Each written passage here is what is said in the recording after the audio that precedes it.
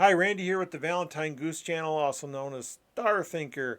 And today I was going to talk about the name Valentine Goose. The original intent of this channel was just to document a trip I was taking to Denver to verify all the clues were in place. I just wanted people to have a visual representation of that, and plus to see how I would do on a video log. And I had lots of fun doing it, and it was so much fun that I kept on doing it. And there's lots of varied topics on here. We mostly talk about treasure hunts and forest femme, but I've also talked about the paranormal. And one of the things, uh, well, to get back to Valentine Goose, I was visiting Valentine, Nebraska, which has a place called Pishulville that I wasn't aware of before. And I am Pishul, and I realized that these Pishuls came from Cleveland, which is where my great grandfather came from. And they came from Cleveland around the same time, and back in the turn of the century, 1900, and settled in Nebraska. So I thought, well, these are very distant cousins, and so I had a very fun time going there and visiting Pishul Cemetery and Pishul Creek and all kinds of things named Pishul up there. And then I was visiting Goose Creek in Pikes Forest. I never did make it there because my car broke down in Denver, and it was a Sunday, and I needed a very specific Honda part, and I had my engine taken apart in a parking lot, and it was all kinds of fun. But I ended up. I was a little bit worried that because I had to make my own part. I actually went and I bought some clips and some wires, and I made my own. I made my own. It was basically a sensor, and I had to make my own sensor out right there in the parking lot because that's what you do. And I did go down to La Junta. There's a ranch down there that I used to have access to, and I had a secret mission down in La Junta. But this channel wasn't just supposed to be about treasure hunts. I have talked about some personal things. I have talked about some paranormal things. I am into the paranormal. I do not believe. I believe the world is very mundane. So when something to me paranormal means something abnormal that you can't explain, and uh, I don't believe a lot of the explanations, I guess you could say. But I do believe people see things that they can't explain, and I am one of them. And I've said before on this channel that there are things I've seen on hikes that I don't think I could talk about because I don't think anyone would ever believe me. And so I was sitting here, and I've had a lot of days, and I've been sitting here thinking, and I was going through some pictures, and I thought, you know what? I am going to talk about one of these encounters, and it's something that it's very brief and very short, and it's something I can't explain. I just thought I would share it because this is one of the few times I have proof. Proof, what little proof there is, I have a little bit of proof of it. So I enjoy stargazing, and there's a light pollution map you can go to, and in Gunnison National Forest in central central Colorado, there is a reservoir, and just north of that reservoir is Gunnison National Forest, and it's one of the darkest places in Colorado on the light pollution map. And I've gone up there once before because there was a meteor shower that happened to fall on a new moon, and it was perfect conditions, clear skies, not a cloud in the sky, completely dark. I did end up spending the night up there, and it was just the perfect stargazing conditions, and I saw so many meteors. I could see every satellite going past.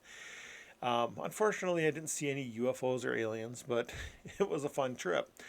So I decided, like the next summer, I thought, well, I've been hiking in Pikes National Forest so much. I thought, for change of pace, I'm going to go back to Gunnison. And it's about a 4 hour drive, and I left at midnight because I wanted to get there right at daybreak. In the summertime, the days are long. The sun comes up like 4:30, 5 o'clock. And where I was before, there were campers already there. So I drove up the trail, and it was just like a little 2-track fire trail. And I drove up a couple more miles, and I didn't see anybody else. And I came to a place where, there was another fire trail that had been blocked off decades before. It was all overgrown and everything, but there was like a little pull off there. And so I parked there. That's where I hiked for the day. And it was a fun day. My hikes are always fun. And it was just a nice day out. I took a nice nap under a pine tree, and I came back. I got back to the car. It was still about 4 o'clock, so I'd only gone a couple of miles, and there was really no change in elevation. So, but I was beat. I mean, just walking at elevation is for a person of my size and shape. Uh, is kind of taxing. So I get back to the car and I'm sitting there and relaxing. My intent was to be there at night again, do some stargazing, and then head back into Denver. Uh, so I'm sitting there, and like I said, it's early evening. It wasn't even early. The sun was still high in the sky, so I'm guessing around 4 or 5 o'clock. And I just realized that maybe if I look at the metadata, it might tell me what time it was. Da, da, da, da, da. So it was around 4 o'clock. These pictures were taken around 4 o'clock. So between 4 and 5, and I'm sitting there, and the sun's still high in the sky, like I said, and I'm relaxing and I'm cleaning up because I hike in shorts, and so there's lots of scratches on my legs and stuff, and I'm checking for ticks and on all the things you do when you get done with a hike. And I see this flash out the corner of my eye, and it was bright, and I mean it was brighter than the sun. It was just like a flash. I thought, you look and you're like, what the heck was that? And I don't see anything. And I'm looking, and I don't know where it came from, so I'm just kind of scanning the hillside. And as I'm scanning the hillside, I see another flash. And this one wasn't as bright, but I could pinpoint right where it was coming from. So it was like a spot, but the flash was still so bright that like I had to like close my eyes and look away. And I thought, my first thought was that there was a hiker up there with a mirror, because if you've ever had a mirror shine on you in the bright sunlight, it's very bright, and that's what I thought it was. Someone was flashing the sun at me, and so I sat there and I watched, and I thought, well, it wasn't maybe 150 yards away. You'll see in the picture. It wasn't that far away, so I'm looking. I thought, man, I know for sure I could see a hiker from that distance, and nothing. And then I thought, you know what? I'm gonna take my camera. My camera has this incredible zoom. It's a Canon PowerShot. It's made for the zoom. I can see craters on the moon. Like I can zoom in on the craters of the moon with this camera. And I zoom in on the area, and I'm kind of panning around, and I see something orange, and it's glowing, and it was glowing bright enough that in the bright daylight I could see that it was glowing through the trees. I could see reflections in the leaves and stuff. Whatever it was glowing.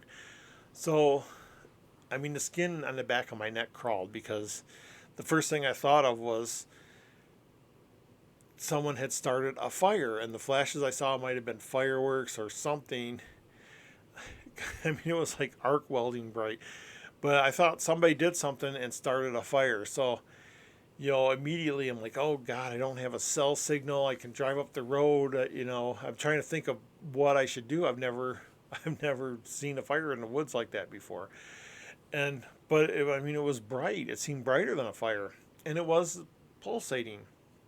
And it wasn't pulsating regular like a heartbeat. It was pulsating irregularly, just kind of getting brighter and dimmer and dimmer and brighter and dimmer and dimmer, bright, dim. And I'm like, it wasn't flickering. It wasn't flickering like a fire. And so I tried to, this is the first, well, let me back up a little bit. I zoomed in on it, and I was like, that doesn't look like a fire. It looks more like a molten blob. It looks like a rock that was glowing. And it wasn't changing size, but like I said, it was getting brighter and dimmer. I thought, what in the heck is that? And so I walked down to the road, and actually going down, because, I'm parked up high and the road was down below, and going down was even worse. I couldn't see it at all. So I went back up to the car. I kind of zeroed in on where it was, and there was like a dead tree, and it was the only dead tree that is in that area. So I kind of figured, okay, there's the dead tree. That's going to be my marker. Pine trees, and and there was like a clearing And I thought, okay, I'm going to try and go up and see what this thing is. Now, what I didn't realize was on the other side of the road was very thick brush. And I had a really hard time getting through this brush. And it, I didn't have a machete. I didn't bring my pack or anything. And I'm just fighting this brush trying to get through it. And I had to get like farther away from the object to get through the brush. And I get up to a clearing, and I can see the clearing through the brush. I thought if I can get to this clearing, I maybe got a clear shot to whatever this thing is. And I keep looking and I keep seeing it, and I mean, like, you could see it in the leaves. It was, the leaves above it were orange, and I'm looking because I'm still thinking it might be a fire, and I'm like, it's not a fire. It's something. It's solid. Whatever it is, it's solid and it's glowing. And I thought maybe it fell out of the sky. Maybe a volcano was erupting. I mean, I really didn't know what to think. So I get up to this, getting closer to the clearing, and I can see it. And uh, I thought, man, if I could just bust through these bushes and get up to this clearing, I got a clear shot to it. I could zoom right in on it and see what it is. And I get through the clearing, and I kind of climb up a little bit, and I look over, and it was gone. It was just gone, and there was nothing there. And so you know, again, it's like I wasn't scared or terrified. I was curious beyond belief. And the skin on the back of my neck was crawling a bit, but it's like because I didn't know what it was. And I look across the clearing and I could see, okay, there's the dead tree. It was right there. A few minutes ago, it was blocking the view of the tree behind it. And there's nothing there. There was no glow. There was no, because I could see it was a solid object. I could see it was up high. It looked like it was maybe 3-4 feet tall. And so I stood there, and it had taken me probably a good hour to get through this brush. So this was no small feat, and so it had been there for at least an hour. And when I got to the clearing and it was gone, I thought, well, screw this. I mean, I put so much effort into this. So I walked down the clearing a little bit, and it's just, there was nothing there. There was just nothing there. And I kept zooming in on my camera, and I was like, nothing there. And I sat down for a while, and the thing is in the mountains, like when the sun starts to go down, it gets dark suddenly because the sun will drop behind a mountain or something, and it gets dark. Like I said, I didn't have my backpack. I didn't have any flashlights with me. I thought I gotta head back because I can't cut through this brush, in the dark. And I took one last look around and headed back to the car. And again, it took me a good hour to get back to the car. I sat there. I thought maybe when the sun goes down, I can see some residual glow or something, but nothing. There was nothing there. I stayed after dark, but after dark, I don't know. I had the creepy crawlies again. Um, I did some stargazing, but I mean, my mind just kept going back to that. And um, I just headed back to Denver. And when I got into a place where I could like get cell reception, I'm looking at satellite maps. I just I didn't know what to think. Um, but the difference is, and if I tell the story, people would be like, "Yeah, right," But the difference is, I had my camera with me. Of course, I always have my camera with me when I hike, but I actually snapped some pic while I was using the zoom to see what it was. I snapped some pics of it. So here is the situation. Here's me standing behind my car. This is where I had my chair set up, and I have a cooler, and I was just chilling after my hike. You can see to the right, those 4 rocks were blocking the trail. That's a trail that was overgrown. It used to be a fire trail, but it was well overgrown. And you can see the road leading down to the right. Um, did I say right or left? The rocks are on the left, but going down to the road to the right, you can see it's down, and there's lots of trees. And if you look to the right, you can see it's a steep hill. Like I said, it's very steep, and It was very hard climbing. I mean, it was all fours. I was on hands and knees going up this hill, and it's even steeper the closer you got to the road because the road was cut through the valley there. And there's a red circle there, and that's where I saw the flash of light. And you can see that once you get past the really thick part down there, it's kind of clear. So this is the first picture I snapped of it, and you can see the dead tree I was talking about, and you can see the glow. And this is,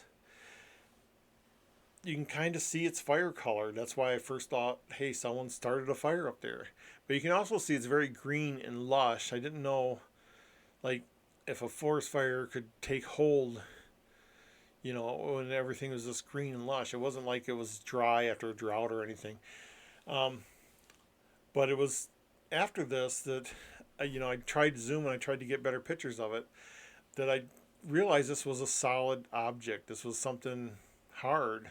And that's when I realized I really needed to go up there and see what this was.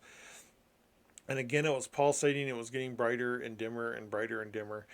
And my camera, would compensate for that. So the brighter it got, the dimmer my camera would get. And it was really hard because the zoom was so far out. And the farther out you're zooming is and we go back to this picture, you can see, that's quite a ways out there. And this was probably the clearest shot I ever got of it. And you can see it's solid, and it almost looks like a molten ball of something sitting on the ground. And like I said, it was pulsating. It was getting brighter and dimmer and brighter and dimmer. And there you go. That was just one of the weird things that happened to me out there, and I have no explanation for it. And I don't know if I'd call that paranormal, but it is definitely something very odd that when I tell the story, if I didn't have these pictures, like I said, I don't know if I would tell this to anybody.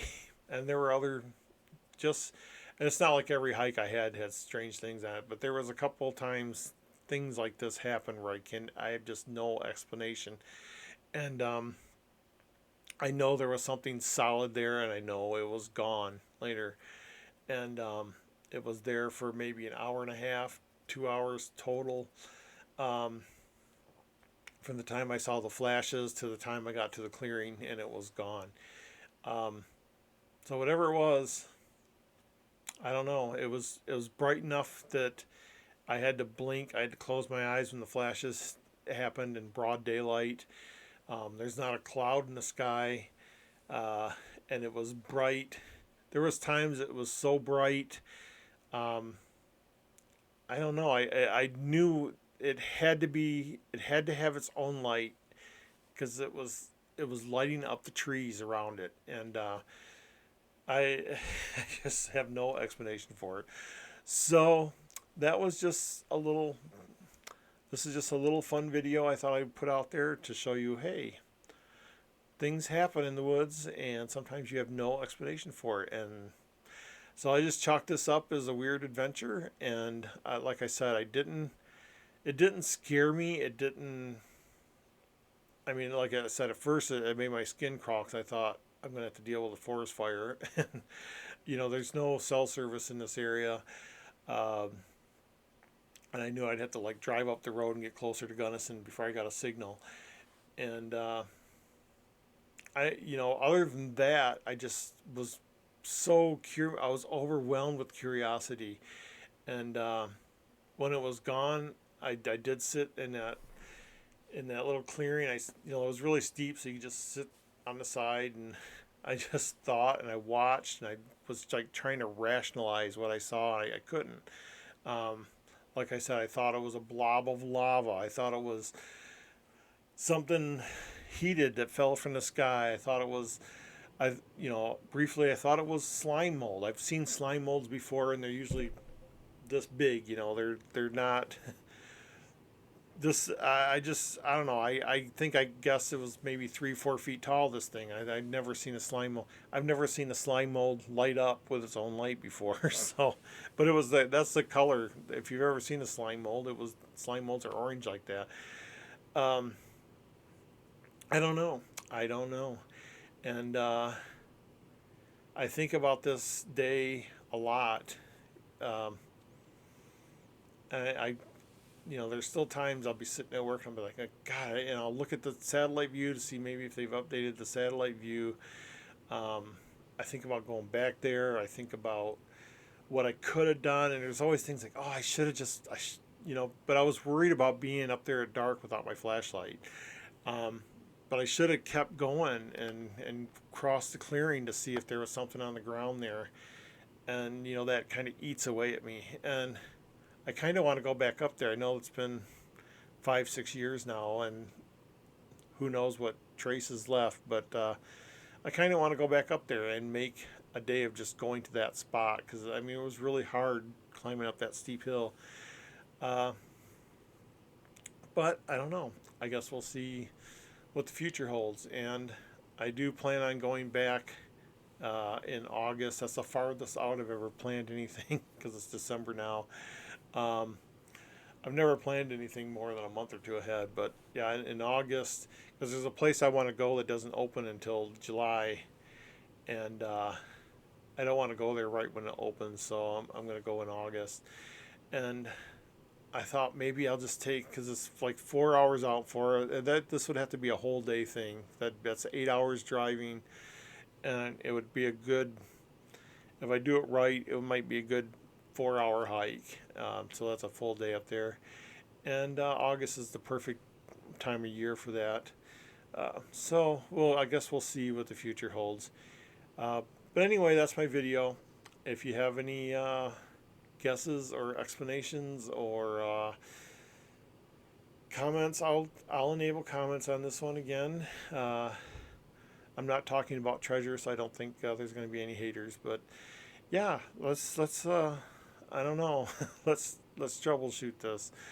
Uh, but anyway, have a good day, and I had fun making this video, and it's been a while since I made a video, so it took me several tries, and the cat knocked over my tripod once, and uh, yeah.